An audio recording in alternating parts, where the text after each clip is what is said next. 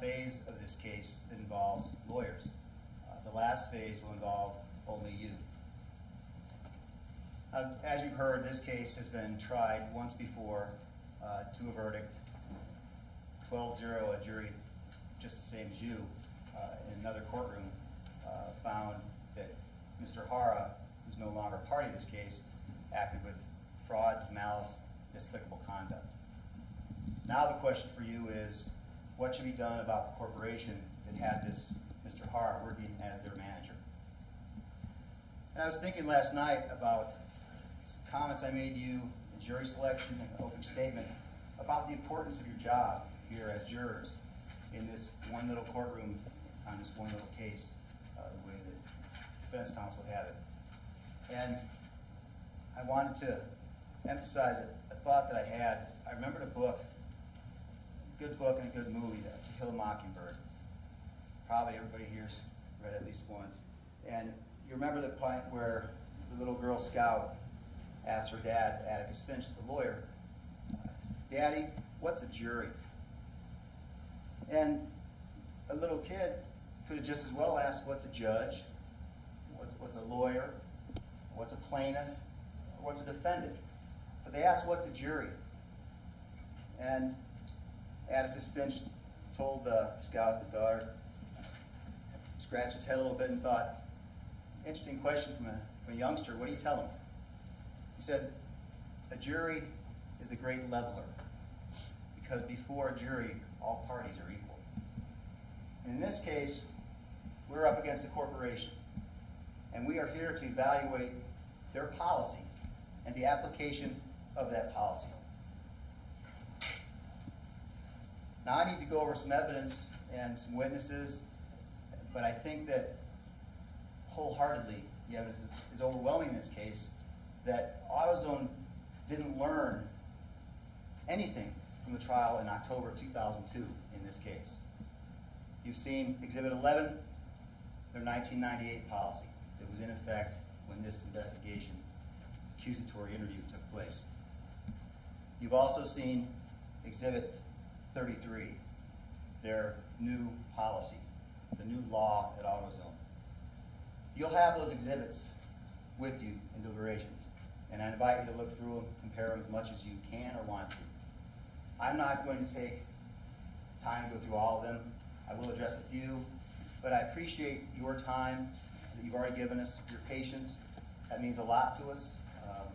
You can imagine, we've been through this trial once before, and unfortunately, for procedural reasons, we had to have a new jury decide the issues against AutoZone as a corporation. Why that happened procedurally is not of any concern to us as lawyers or you as far as this case is concerned. You know, the trial process kind of reminds me of English 101, where the teacher tells you, when you write your topic sentence to the paragraph, tell the reader what you're going to tell them in that paragraph. Then in the paragraph, tell them you're going to tell them. And in the last sentence of the paragraph, tell them what you just told them. That's kind of what we do in trial, because you remember we started with the roadmap, our opening statements, when we told you what we expected the evidence to show. Now we're at the point where we've written our paragraph, and we're going to write the final sentence in the paragraph, just like English 101. I want to urge you to hold both sides, myself and counsel for AutoZone, Mr. Sidisi, to their opening statement.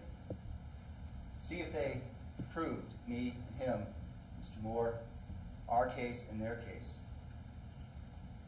I think I read mine, I reviewed it, and I'll fess up. I made a mistake when I told you that Mr. Robles was in a coma for 6 months. It was 6 days of a coma and 6 weeks that he was in a wheelchair. I mean, 6 months he was in a wheelchair, which really isn't relevant to the days when I misspoke. The point being made there is the condition that this man was in when he was a subject of AutoZone's investigation policy.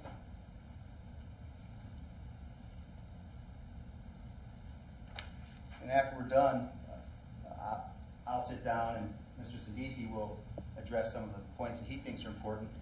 And then after that, since Mr. Sidisi gets to respond to us, we're given a brief time to respond to him So either myself or Mr. Moore will address some of the issues brought up by Mr. Sidisi. Then you'll receive the instruction on the law from Her Honor. You'll be given a verdict form, a special verdict form that will have some questions on it that you'll be asked to answer. Those questions will have to do with whether or not Mr. Hara was a managing agent, whether or not Mr. Brennan was a managing agent, and whether or not the acts that were done in this case were something that arose out of the policy that AutoZone had, and such that AutoZone could reasonably be held responsible for their policy and for the training that they gave to Mr. Hara. Now, I want to address right away some of the interesting things I thought from Mr. Sidisi's opening statement. And there are transcripts that the court reporter who's here takes down everything that's said while she's here. And she can print out these transcripts that have every question, every statement, every answer. And I think that these are very helpful because, and if you need any, you can ask for them in court.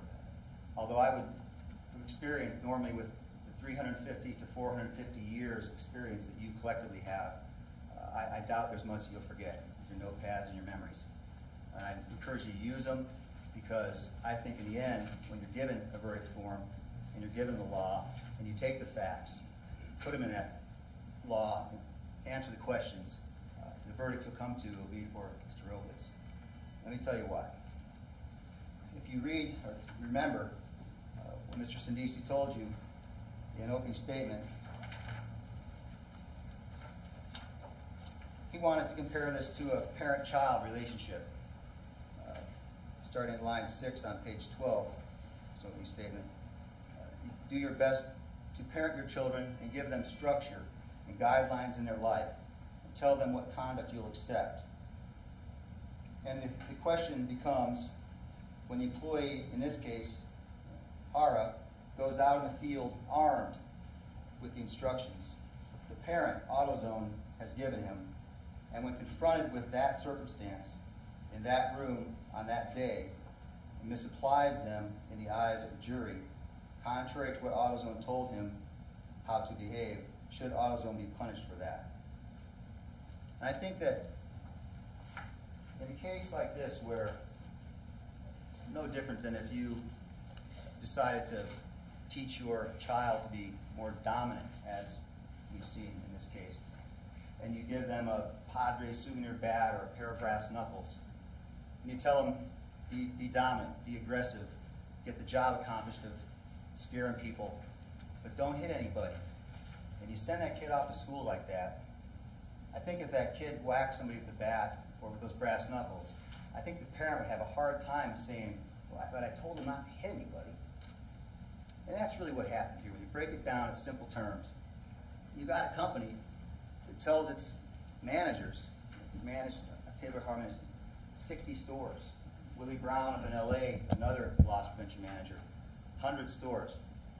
These guys have quite a bit of discretionary decision making to do when they act upon AutoZone's policy. But the policy that they've been given tells them to act with dominance, control, the goal is to get a confession. Just not the kind of policy a company needs to have if they're going to deal fairly in this country.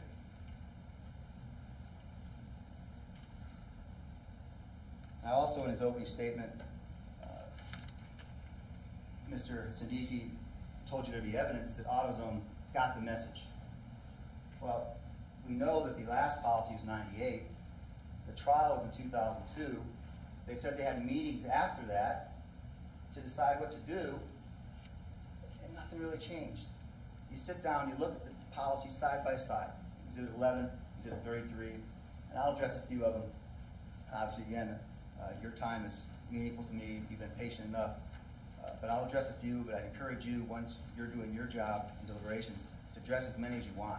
Because I think when you read the policies as a whole, the meaning, the intention, the desire is all the same. Get a confession. Spare nothing. Now let me jump into some witnesses. Fortunately for all of us, there haven't been that many. A few of them It took a little longer because we had to lay some foundation for exhibits. And now we can go back and synthesize testimony that they gave you, the documents that are now in evidence, which also I may have failed to mention. You'll be given all the exhibits that are in evidence to look at. Some of you may already know that from previous experience. Joaquin Robles testified here about the effect all this had on him, how he was held there. He thought he was being asked to help. He wanted to help. Show me the tape. I'll help you decide who it is. Policy won't let you show the tape. He's taken in isolation, away from anybody. Talked about how that made him feel, especially when he was just digging his way out of the 1998 horrible head-on car accident, and how he felt like, I'm going to rise above, overcome this, and then be knocked back down by AutoZone. Something very interesting I thought there, I was trying to imagine how anything your employer could do to you would be as bad or worse than what could happen in a near-fatal car accident. But you remember Mr. AutoZone, Mr. Hart, Mr. Robles explained how AutoZone did this to him. He felt like I could overcome the injury. I could push through that. Nobody was stopping me. Sure, somebody had harmed him, but he was able to get out of it. In this case, after AutoZone did what they did and coerced confession out of Mr. Robles, after that, that wasn't enough. You remember the testimony that he went to get unemployment benefits to try to keep his wife and 2 children, diapers and milk. AutoZone didn't want to get unemployment benefits. They made an effort and got him denied. He was terminated for good cause. Didn't tell EDD they coerced his confession out of him. It wasn't voluntarily given. Then Mr. Robles tried to get a job at Craig & Motors. Same thing. Craig calls, get a reference.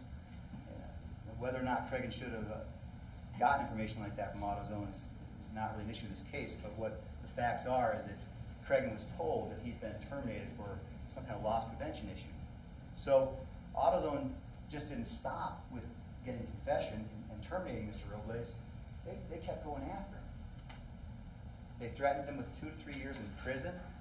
Mr. Brennan told you this morning that he was leaning towards prosecuting based on this false confession. Mr. Robles told him to spend 2 to 3 years in jail. And that'll be important to you when we talk about damages in the end. I'm going to go through some witnesses here and go through the policy, make some comparisons, and I'm going to talk to you for a few minutes about how I think you should come about figuring out what the right amount of a punitive damage award is necessary in this case. Maybe the hardest decision you have to make is what amount will fix the problem that AutoZone has not been able to fix on their own. So let's get back to witnesses. Willie Brown came in and testified about what he did.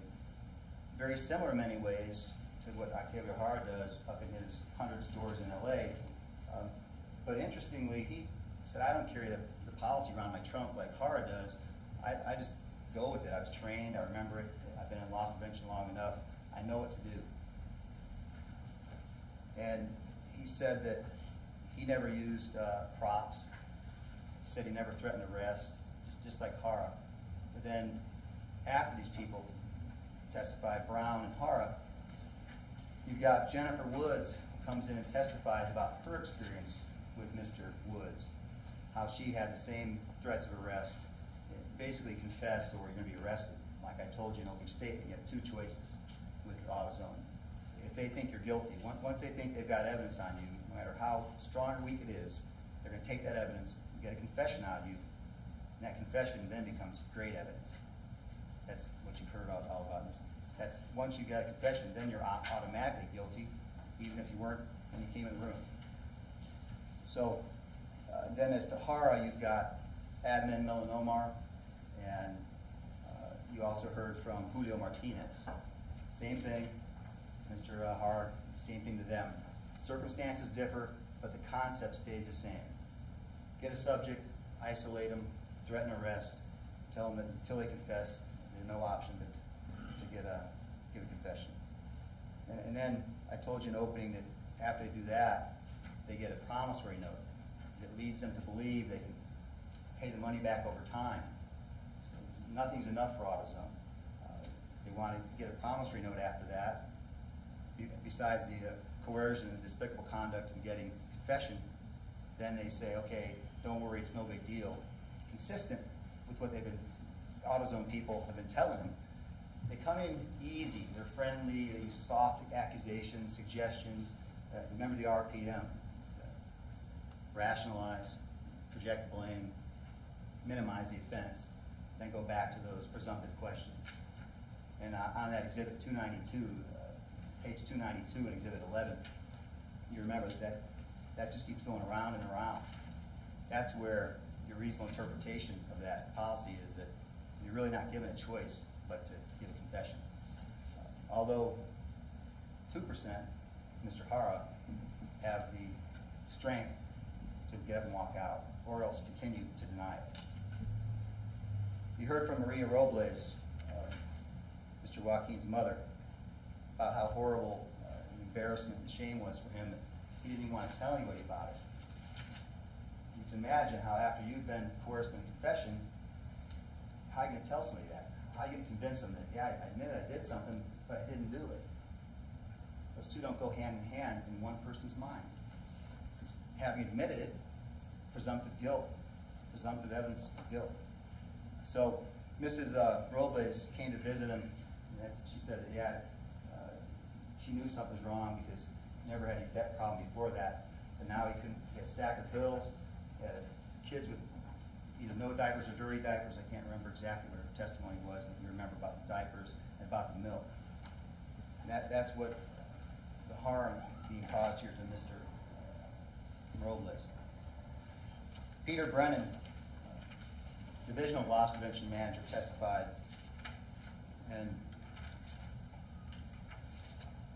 I remember him telling you that there was 530 stores that he's responsible for, but he tried to testify that he doesn't really have any discretion or authority to do anything that would shape company policy.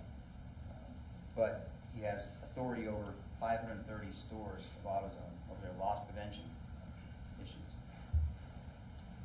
He's an instructor, Mr. Brennan, is down in Memphis where the loss prevention managers are trained. The only oversight, Mr. Brennan told us, of these regional loss prevention managers, like Hara and like Willie Brown, was the training. They don't really have reviews, they don't really have field stops. Coincidentally, they may run into them or get called in, but on a regular basis, they don't do anything to follow up on these people to see how they're applying AutoZone's policies. And then you heard interesting testimony today about all the detail that we had impeached Mr. Hara yesterday when he said that, oh, I just called Mr. Brennan and told him the conclusion. We had to read back from his prior testimony that he gave him all the details. That was Hara yesterday. Then today in the morning, Mr. Brennan comes in and tells you that, oh, he just gave me a quick 20 to 25 second summary of what he'd done. But then he went through and talked about things that you know in your mind, the detail would take at least 2 or 3 minutes. What's his motive there? His motive is obvious to all of us here in this courtroom, is to make you think that he doesn't have any authority, to make you think that he didn't know what Mr. Hara was up to. Because now that he's in trial, he wants to back away from what these policies stand for.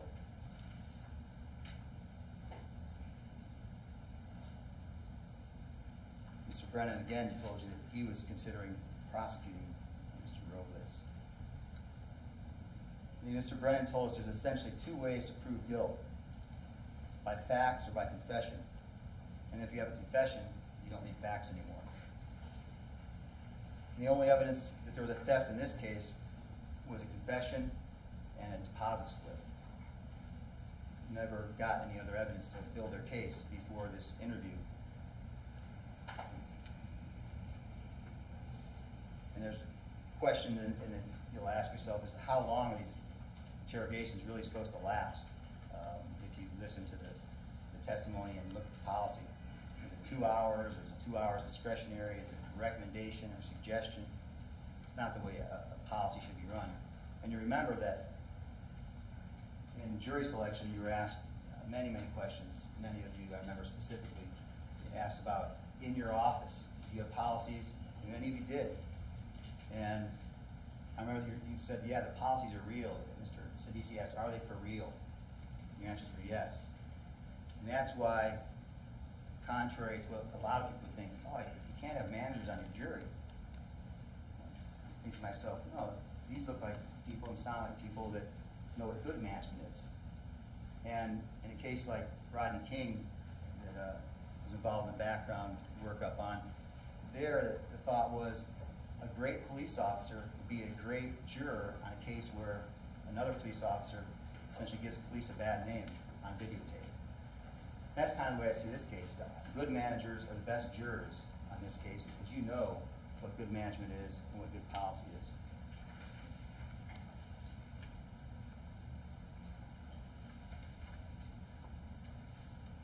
Mr. Brennan said he considered the 98% confession rate of Mr. Hara adequate.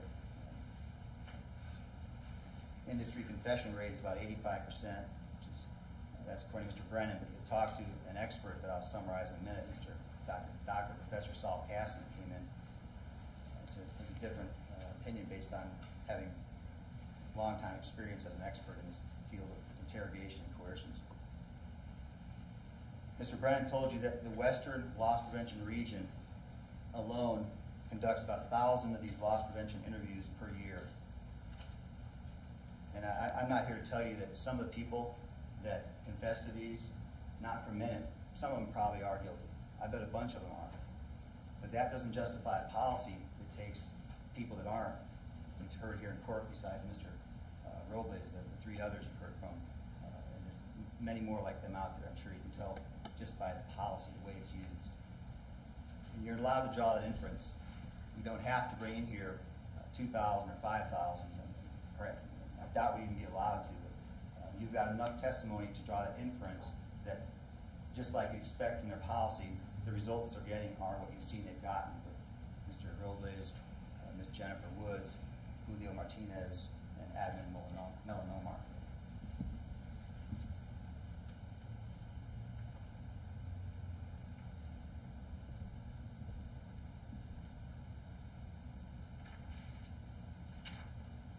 Jump back to Dr. Casson.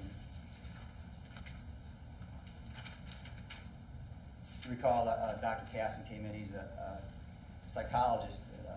He's a leading authority in our nation on false confessions.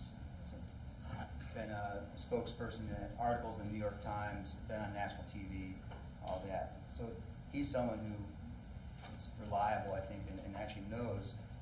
You recall when AutoZone people were asked what experts they used or what statistics they had to base this policy on, they didn't really know. But Mr. Casson, different than that, does have statistics. That's what he studies. He specializes in doing experiments, having empirical data to figure out whether or not there's any reliability to these neurolinguistics and the body language, the studies they want to do. And he tells you that basically what these training manuals do to these loss prevention managers is increases their confidence and doesn't do anything to their ability to actually get better results when they attempt to become and be human lie detectors. So, and I thought his explanation is a lot of information, and if you need the transcript, it's already been prepared. But I think when you listen to simple facts that he presented, the reasons why it happens, when he says that they assume that someone who's nervous is guilty. But anybody who's been pulled over by a police officer for something as simple as a speeding ticket knows how your heart rate goes when you see those lights in the back and you realize that it's you. Well, imagine that taken up a few notches where you're threatened with arrest, with jail time. Is that going to make you a little nervous? I think I need to even answer that question. But that's what Dr. Casson says. The biggest false premise of their whole policy is to be able to think that they can spot somebody who's guilty because they're fidgety or nervous. And in fact, you remember, Dr. Casson said that a good liar a good criminal, perhaps, is able to sit still because they know, they got a counterintuitive notion about, I will do things to make myself look innocent. So it's actually the reverse. That someone who's nervous and fidgety may be actually more likely to be innocent. But for AutoZone to say that they can rely on this without ever having done studies on it is not something that you as a jury have to tolerate. Let's jump over to Mr. Smith we heard from today, one of the top 40 VPs from AutoZone. I'm not quite sure if you're satisfied with the answer, but I'm left wondering why they didn't bring in Elizabeth Raven, who's one of their top 40 people that's assigned to loss prevention. So we could hear from her why they don't change their policy to move away from these coercive tactics, to allow someone to have an 18-year-old or 19-year-old. Mr. Smith said, oh, they're an adult, treat them like an adult. Like, these people live at home still, never been through this before, might be their first job, and to put them in a situation, trained and experienced loss prevention manager, expect them to be able to know what to do is a little bit out of the realm of reasonability, I suggest to you. But Mr. Smith said that there's no reason to have somebody else there. Well, if it comforts someone and it provides a witness that AutoZone seems to not want to have there, is it a suggestion again or policy to have a witness? And we're talking about tape recorders, we're talking about witnesses. Let's figure out a way to work together to find a remedy to fix this problem for AutoZone, so they'll have a policy that allows for fair and reasonable fact-finding investigations. And if they think they have evidence, do what Dr. Casson said to do, is let the evidence prove your case. Don't make the confession be your tool to prove someone's guilt. Now, Mr. Smith also told you about tape recordings. It sure seems like a simple way to record a discussion.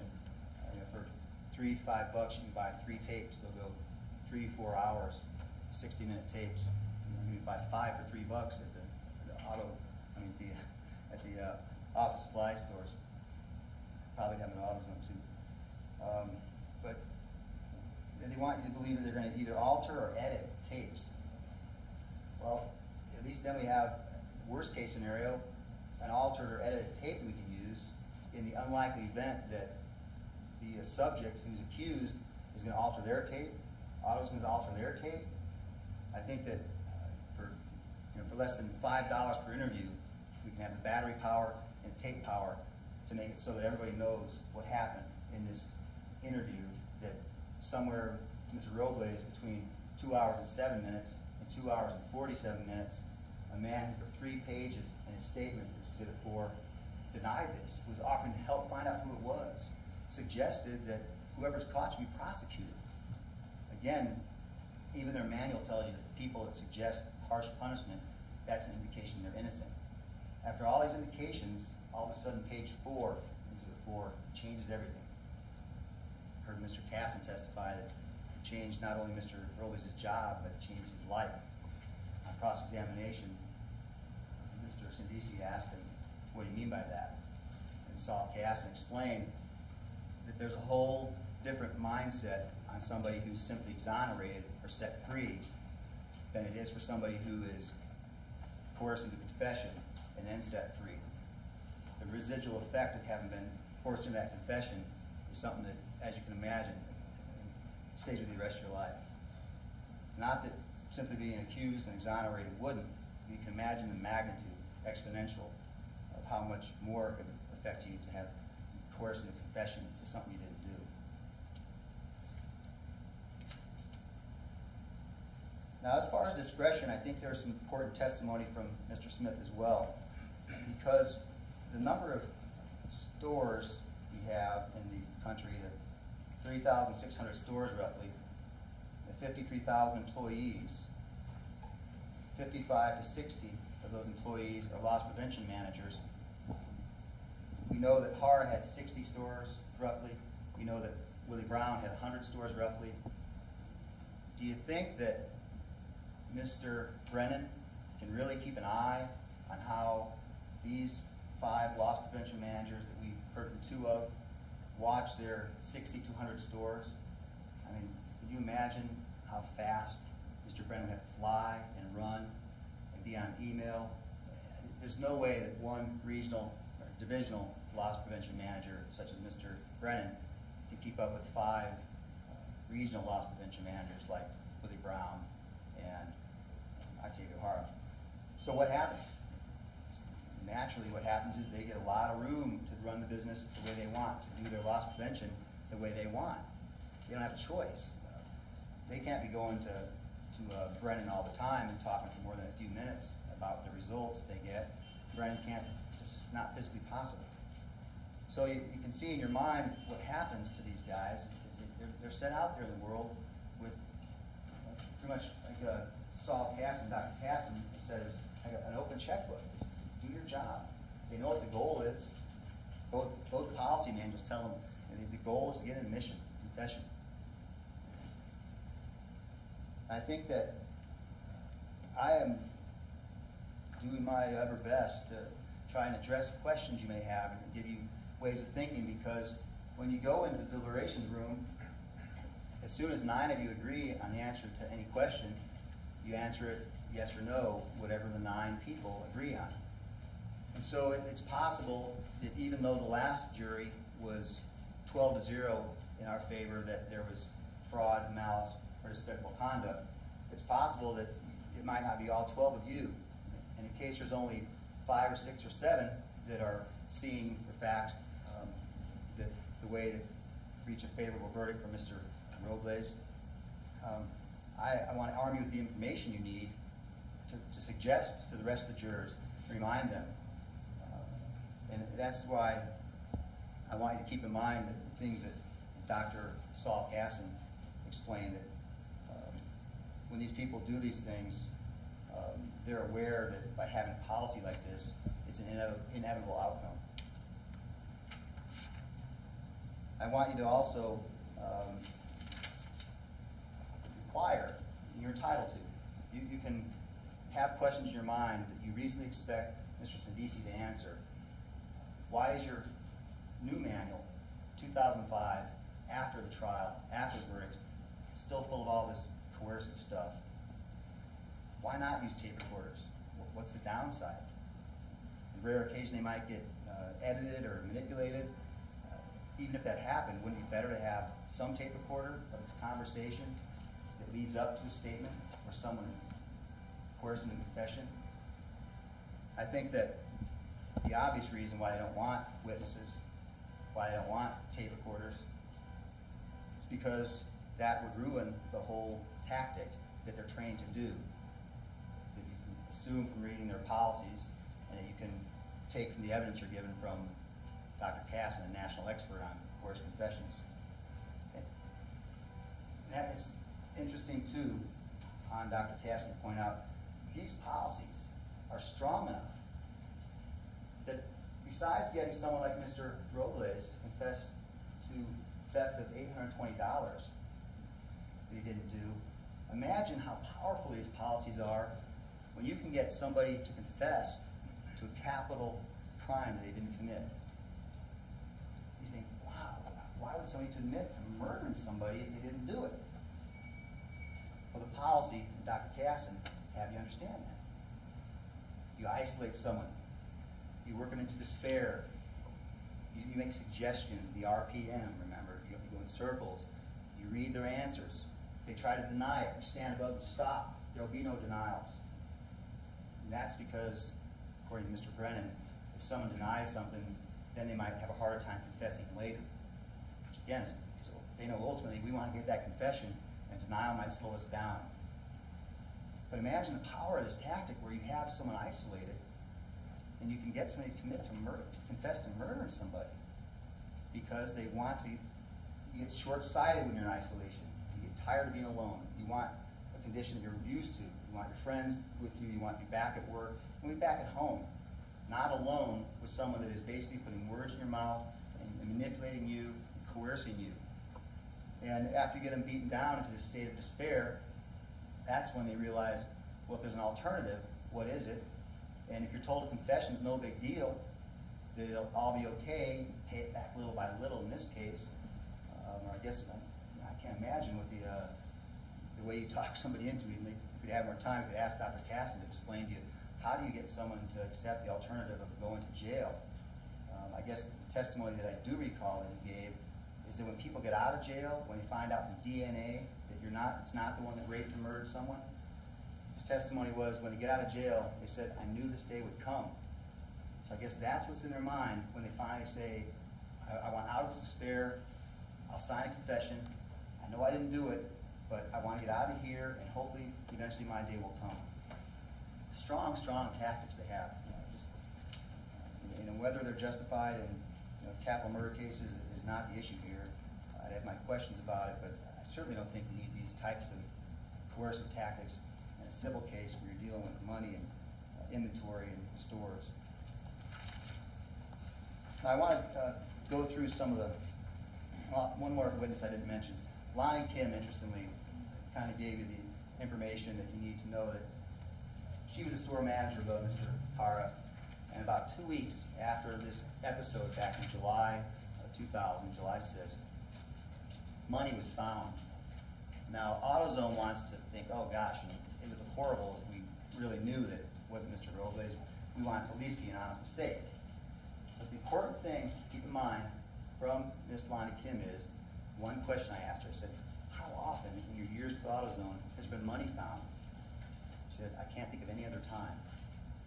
So coincidentally, according to AutoZone, 2 weeks after Mr. Robles coerced him confessing to taking $820, Ms. Lonnie Kim wasn't sure of the exact amount, but she was confident that money was found in around the $600, $700, $800 range. She heard it from a voicemail that she was asked to listen to. And more important, that it was the only time she'd ever been in a situation where money had been found.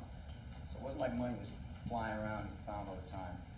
Also important, is worth mentioning, is that Lonnie Kim said that Joaquin Robles was a valuable employee to AutoZone. He's the kind of guy that would go the extra mile out in the parking lot helping guys install parts. The kind of person that when he left, remember Mr. Robles telling you, when he left the store, his old manager called and said, hey, I'm losing customers. People follow Mr. Robles from the University Avenue store down to the National City store. And we all know that Mr. Robles is bilingual, speaks Spanish and French, Spanish and English, right? French too, right? In this case, all that matters is his Spanish and his English. And we'll talk a little more later about Exhibit 41. One thing interesting on the first page of Exhibit 41 is a map of where all the stores are for AutoZone out of this, the 3,500 stores. Actually, here it says there's 3,592 U.S. stores, and there's 81 stores in Mexico now. Imagine the opportunity to take someone who loves customers, speaks English and Spanish, may have been willing to go down and help them in this interest to open stores in Mexico and provide AutoZone parts down there. But Mr. Robles never given that opportunity. I'd like to jump now into comparing. We've got five, promise I'll limit to five comparisons of before and after, and then you can take as much more time as you like, but out of respect for your time, I want to keep moving to get you back in the deliberations room. But at first, Mr. Moore, you can put up D303 from the old manual, Exhibit 11.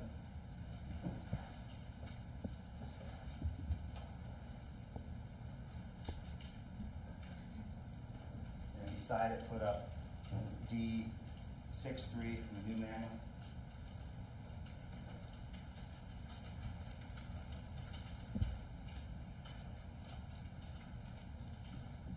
Might be D063, Chuck.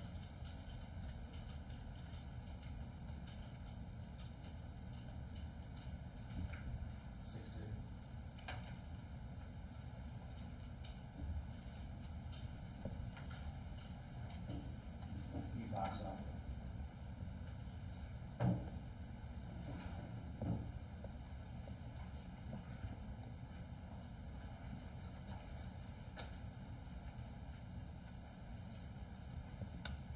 The old policy for false imprisonment tells the loss prevention manager, generally employees may be interviewed, but should not be restrained from leaving.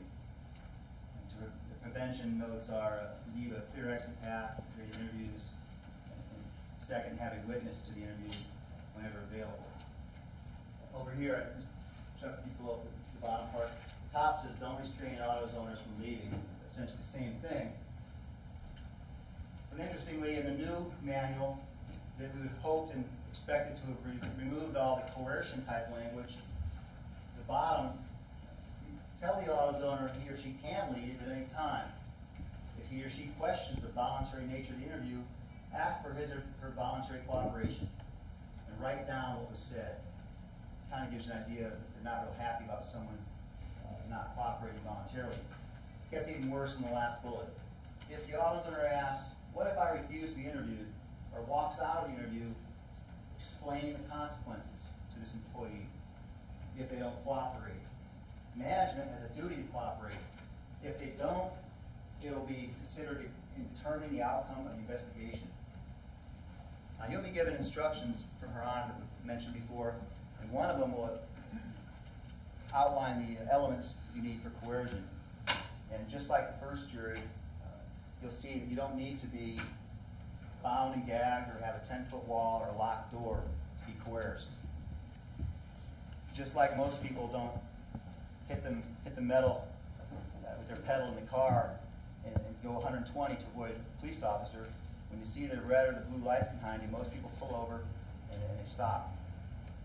And hopefully the officer treats you kindly and asks some questions, gives you a ticket if unfortunately that's necessary, but doesn't restrain you there for an hour, 2 hours, 3 hours, because even then, when the stop's voluntary, if an officer restrained you, he'd be subject to the same laws of false imprisonment.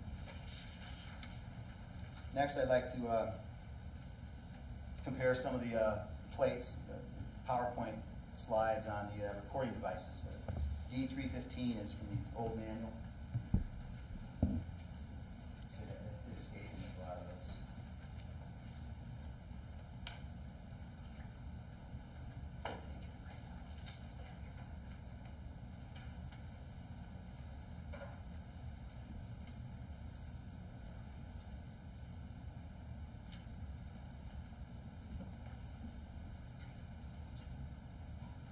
The new policy is D075 in Exhibit 33. The local boxes.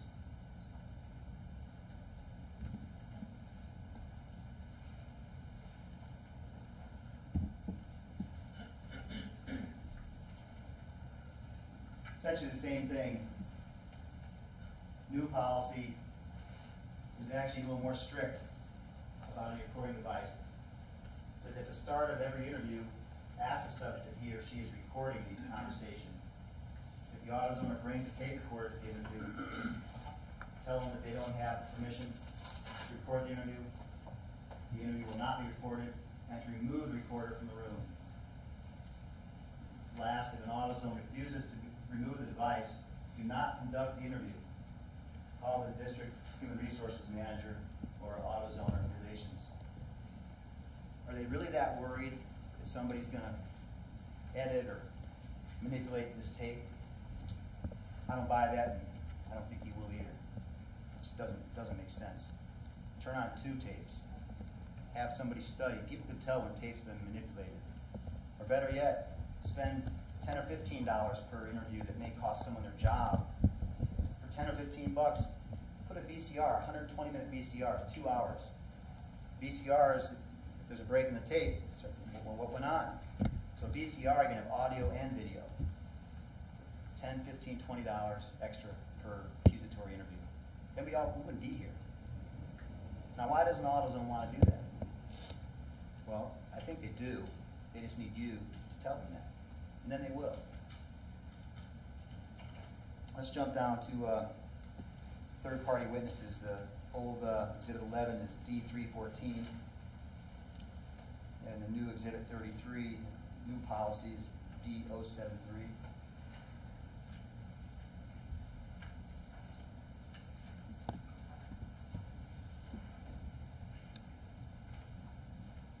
Now remember, today Mr. Smith said that they didn't want to have any third parties or lawyers there because AutoZone wanted the opportunity to get their own lawyer there. We'll put it in the policy. Who cares if lawyers are there? Bring a court reporter, bring a tape recorder, bring a videotape. What's the big problem? That's the problem in this case, is they don't want anybody to know what really happened in these investigations. Now they're being more specific. You heard this morning, this third parties, if an AutoZoner brings an individual, including but not limited to other AutoZoners, friends, family members, or an attorney in the interview, or requests another individual be present during an interview, advise the AutoZoner that AutoZone investigations are confidential. Next, third parties are not allowed to witness the interviews. Next, third parties are not allowed to receive copies of any statements or investigative reports. Finally, if AutoZoner insists third party be present, don't conduct the interview. Wouldn't it be the privacy and the confidentiality of the person being interviewed that would be at stake here? Is AutoZone that worried about the person waiving their confidentiality that they don't want them to have a witness there? It doesn't make common sense to fair, logical people. Next, let's look at dominance. D429 is the old, and D163 is the new.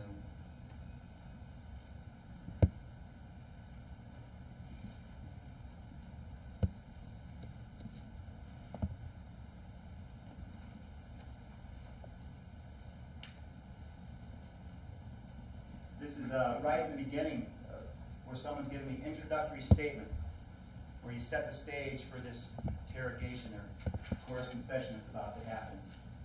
It tells you that. This statement sets the stage, reading from the old policy.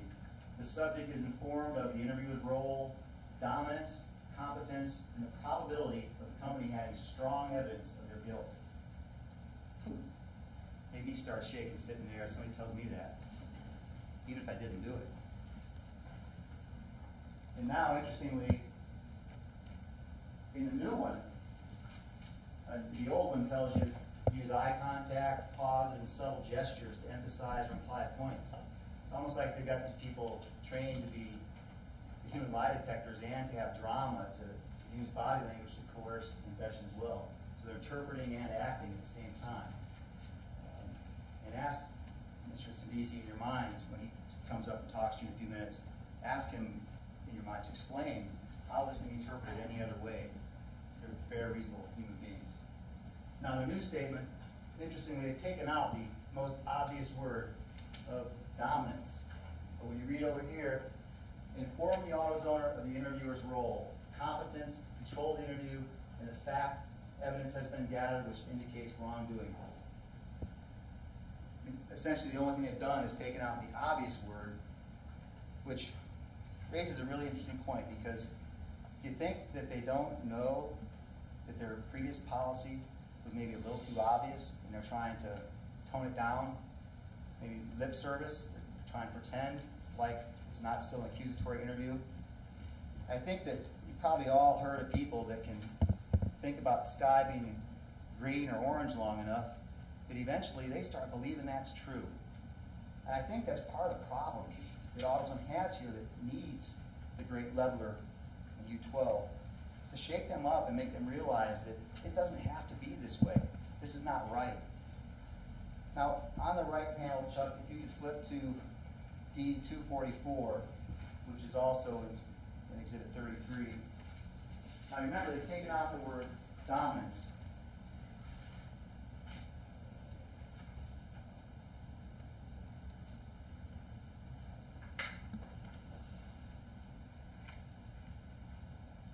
But in the new manual, here's their lip service to dominance. Introductory phase. Introducing interviewee into interview site. Formal greeting. Don't worry, nothing's going to happen. Offer a firm handshake to the interviewee.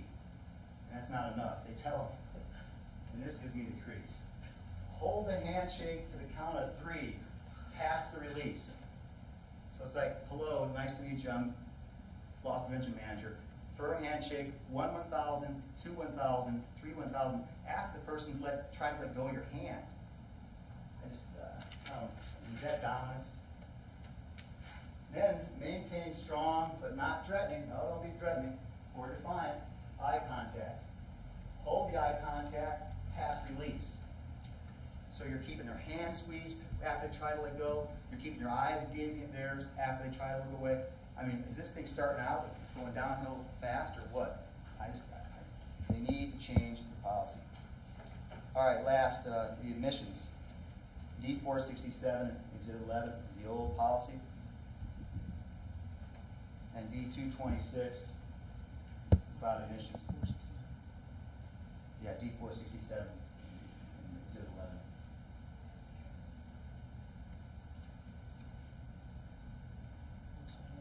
The new manual is D226.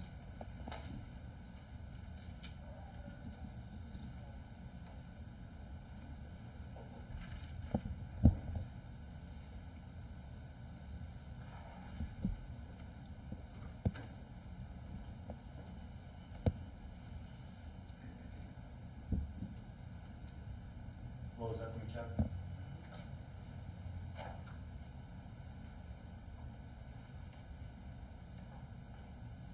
Okay, old policy, getting the admission. Obtaining the admission or confession, I don't know what the difference is, from the guilty party is the goal of the accusatory interview. The investigator initially just wants the subject to admit their illicit behavior. Then the admission can be developed, confirm prior evidence, and discover new. I think when you look at these manuals, we talk in this case about investigatory interviews, where you just want to ask some questions and get information, and accusatory. If you look at both their policies, both their laws of AutoZone, Exhibit 11, Exhibit 33, you'll see that the majority of them are nothing but accusatory interviews. They want to come right in at purposes to get confession, because that proves guilt. Same thing, the new hasn't really changed much. Getting a truthful admission. When they add the word truthful, does that make it a real or for real? Or is that just a little bit of lip service to try and maybe water it down? I don't think you should be talking about watering it down when they're dealing with people's livelihood and well-being in this case. I think they should fix this policy. And that's what we're going to have them do. Down below, after they tell you get a truthful admission, first hashtag, the goal of the direct technique interview is to obtain the truthful facts concerning an alleged incident. Sounds real nice, but when you've been trained on that policy, you've trained in this policy, and you read what it really means, the interviewer wants the AutoZoner to tell the truth concerning the alleged incident. The truth according to who? The truth that the manager wants, and gives you the firm handshake and tells you what's going to happen, there's strong evidence against you. That truth, or the real truth. In the developing fact, if the developing facts show that the AutoZoner being interviewed is a guilty party, the admission should be obtained and developed. Well, you saw today that they come in, if they've got evidence against you, you're presumed guilty. That's why, what truth is going to get you out of that presumption of guilty?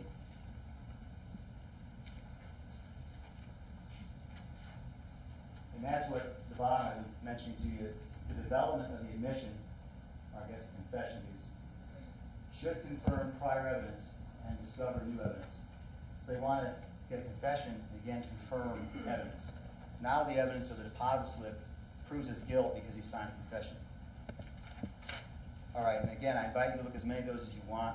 I've used up my share of time, so I want to talk to you about how to go about figuring out what to do to fix AutoZone's problem, to get them to change their policy, to spend $500,000 to get the 40 people down in Memphis together and have Mr. Smith talk to him about what happened in his trial. And I guarantee you that you acting as the voice of our community will get AutoZone to change their policy. You're going to have Exhibit 40 and 41. Exhibit 40 is kind of a quick and easy balance sheet from February 11th, 2006. It will be in evidence. I'll see it up here, but it'll be given to you in deliberations. On there, you'll see that the cash assets of AutoZone. I would object, Your Honor. There's no foundational evidence as to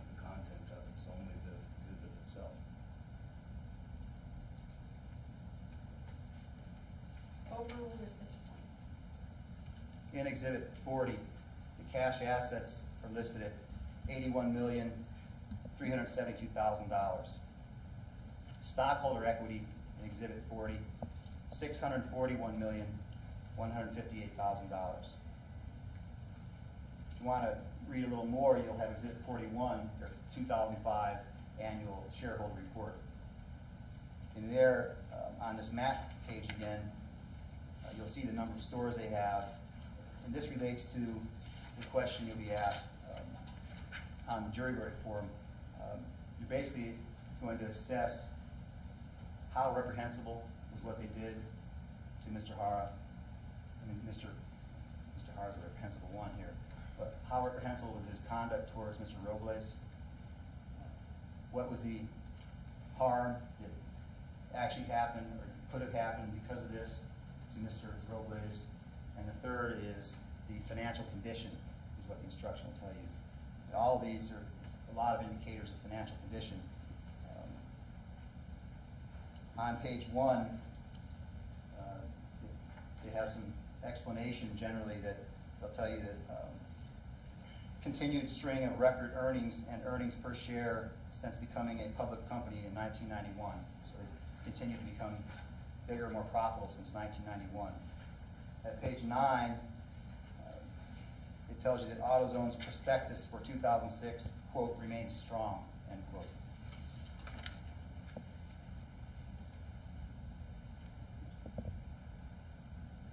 And on page 10 of Exhibit 41, they have an operating profit of $976 million, current assets of $1,929,459,000, net sales 2005, $5,710,882,000. I'm sorry, repeat that last one.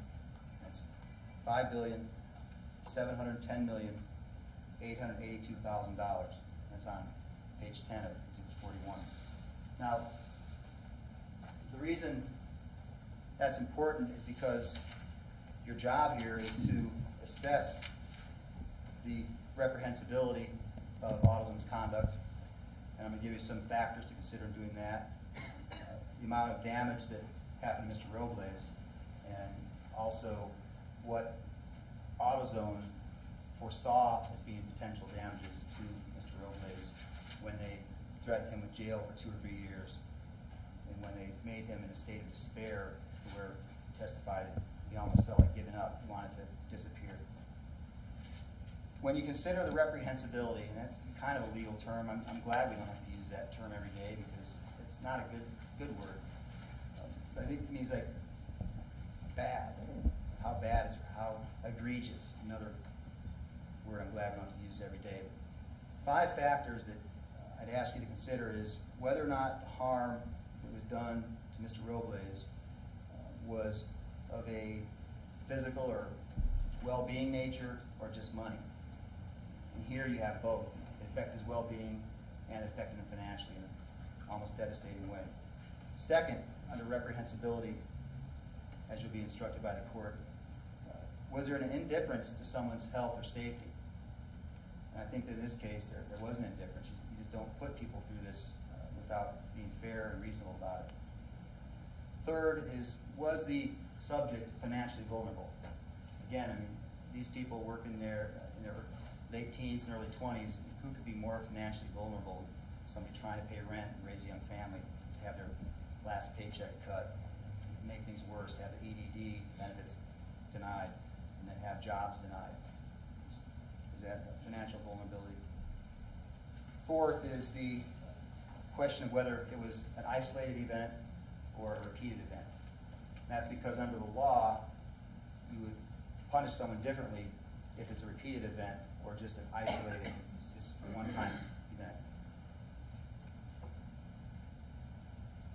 And then the last of the 5 factors I'd ask you to look at in evaluating the reprehensibility is whether it was intentional or accidental.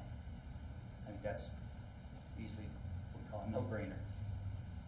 Then the second factor of evaluating the amount of punitive damages is what harm was actually caused or could reasonably have been foreseen by AutoZone, whether or not it happened.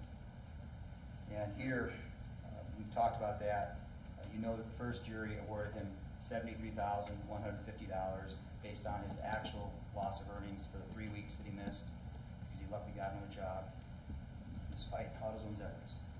And that he was able to pull himself out of a slump and maintain his sanity and not to seek any kind of help.